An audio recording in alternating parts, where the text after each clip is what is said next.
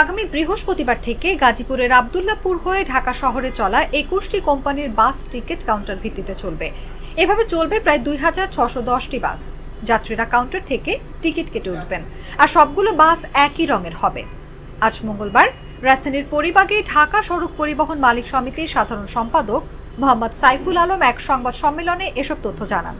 আব্দুল্লাহপুর থেকে ঢাকার বিভিন্ন রুটে টিকিট কাউন্টার ভিত্তিতে বাস পরিচালনার উদ্যোগ উপলক্ষে সংবাদ সম্মেলনের আয়োজন করা হয়। ঢাকা সিটিতে চলাচলকারী রুটের বাস, মিনিবাস চালকদেরকে দিয়ে কন্টাকে গাড়ি চালানোর ব্যবস্থা করে। এতে রুটে গাড়ি চলাচলে অসম প্রতিযোগিতা হয়, যত্রতত্র যাত্রী উঠানামা করে। নির্দিষ্ট স্টপেজ ছাড়া যাত্রী উঠানামার কারণে সড়কে বহুলাংশে যানজট ও বিশৃঙ্খলার সৃষ্টি ও দুর্ঘটনা সংঘটিত হচ্ছে।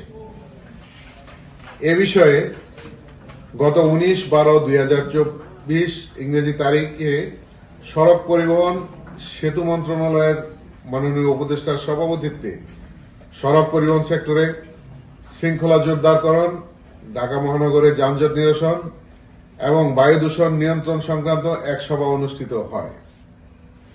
উক্ত সভায় সিদ্ধান্ত হয় যে গাড়ির মালিকগণ গাড়ি চালকদের সাথে ট্রিপ ভিত্তিক চুক্তি না করে পাক্ষিক/মাসিক ভিত্তিতে চুক্তি সম্পাদন করতে হবে।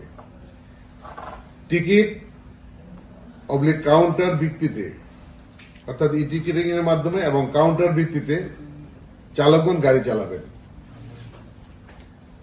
উক্ত সিদ্ধান্ত বাস্তবায়ন করার লক্ষ্যে আমরা ঢাকা সড়ক পরিবহন মালিক সমিতি প্রাথমিকভাবে আব্দুল্লাহপুর হয়ে যে সকল গাড়ি ঢাকা মহানগরীতে চলাচল করে এমন ২১টি পরিবহন কোম্পানির সাথে কোম্পানির গাড়ি কাউন্টার পদ্ধতিতে আগামী ৬ ফেব্রুয়ারি ২০২৫ ইংরেজি থেকে পরিচালনার সিদ্ধান্ত গ্রহণ করেছি, যাহা আগামী ৬ ফেব্রুয়ারি ২০২৫ সকাল 10:30টায় আব্দুল্লাহপুর থেকে কাউন্টার সার্ভিসের শুভ উদ্বোধন করা হবে।